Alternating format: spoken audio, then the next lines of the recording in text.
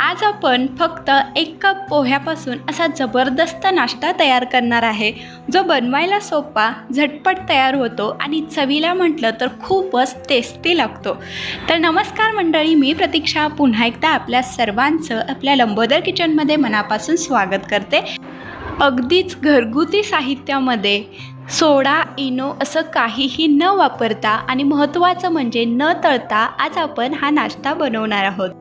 वरून क्रिस्पी आणि आतून एकदम सॉफ्ट असा हा जबरदस्त नाश्ता अगदी लहानांपासून मोठ्यांपर्यंत सगळ्यांनाच आवडणार आहे। तर चला तर मग आता वेळ न घालवता आपण आजच्या व्हिडिओला सुरुवात करूया। तर हा जबरदस्त नाश्ता तयार करण्यासाठी इथे आपल्याला 1 वाटी पोहे लागणार आहेत, जे आपण रेग्युलर कांदे पोह्यासाठी वापरतो तेच पोहे घ्यायचे। तर आता हे जे पोहे आहेत ते आपण 2 ते 3 वेळा स्वच्छ धुवून घ्यायचं। तर असं धुवून घेतल्यामुळे पोह्यामध्ये जो काही कचरा असतो, पावडर असते, ती निघून जाईल। तर इथे मी पोहे जे आहेत ते 2 ते 3 वेळा स्वच्छ धुवून घेतलेत।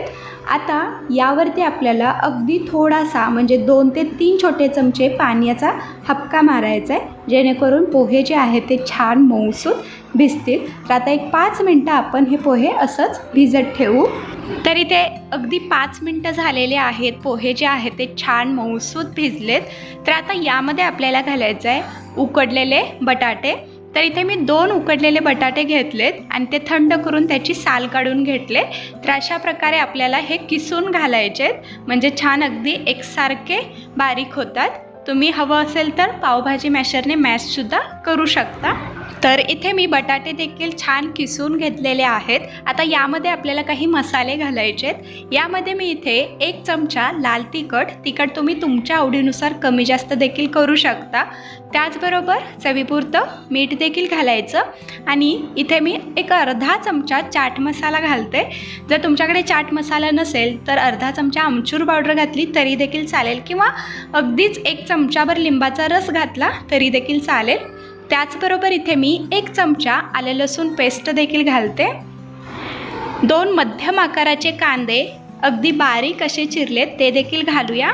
त्यासोबतच इथे मी अगदी पाव वाटी इतकं फ्रोझन मटर घालते। मटर घालणं पूर्णपणे ऑप्शनल आहे, नाही घातलं तरी देखील चालेल, पण माझ्याकडे होतं म्हणून मी घालते। भरपूर अशी बारीक चिरलेली कोथिंबीर घालायची आणि आता आपण हे एकसारखं मिक्स करत छान असा याचा गोळा तयार करून घ्यायचा। तर यामध्ये तुम्ही आवडीनुसार भाज्या बारीक अशा कट करून देखील घालू शकता। पत्ताकोबी असेल किंवा शिमला मिरची, गाजर हे घातलं तरी देखील हा नाश्ता जो आहे आपला अगदी खूपच हेल्दी असा तयार होणार आहे। तर इथे मी तुम्हाला महत्त्वाची टिप्स सांगते। तर हा जो नाश्ता आहे तो आज आपण इथे फ्राय नाही करणार।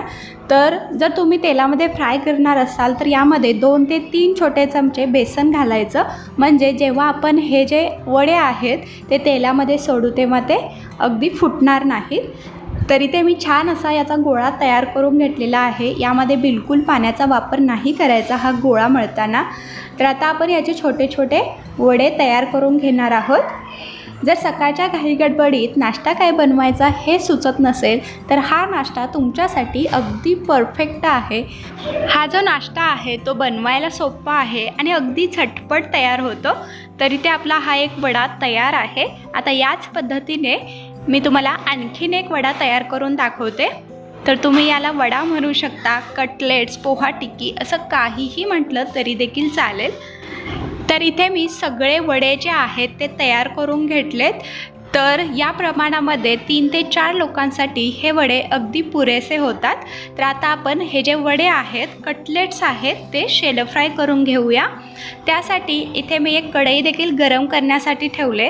कढई चांगली गरम झाली की यामध्ये आपल्याला 2 चमचे तेल घालायचं आहे। तेलाऐवजी तुम्ही बटरचा देखील इथे वापर करू शकता।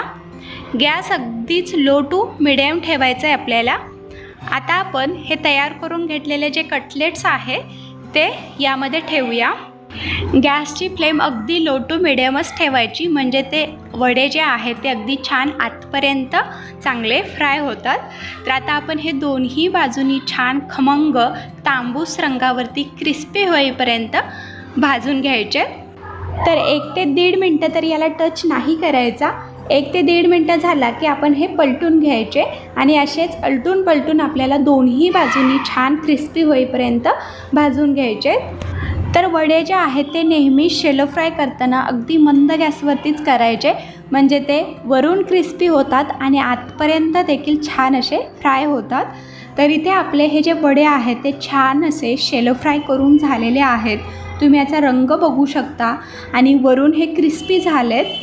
तर आता आपण हे बाजूला काढून घेऊया आणि बाकीचे जे वडे आहेत तेही अशाच पद्धतीने आपण शॅलो फ्राय करून घ्यायचे। तर इथे आपला हा जबरदस्त नाश्ता तयार झालेला आहे। पूर्णपणे हेल्दी असा हा नाश्ता आहे। जर मुलांना काही बाहेरचं खावंसं वाटलं तर हा नाश्ता तुम्ही घरच्या घरी त्यांना बनवून द्या, अगदीच ते आवडीने खातील आणि बाहेरचं खाणं देखील विसरून जातील। वरून क्रिस्पी आहे, आतून एकदम सॉफ्ट। तर या पद्धतीने तुम्ही देखील हा नाश्ता नक्की करून पहा आणि आजचा हा व्हिडिओ तुम्हाला कसा वाटला हे देखील मला कमेंटमध्ये नक्की कळवा।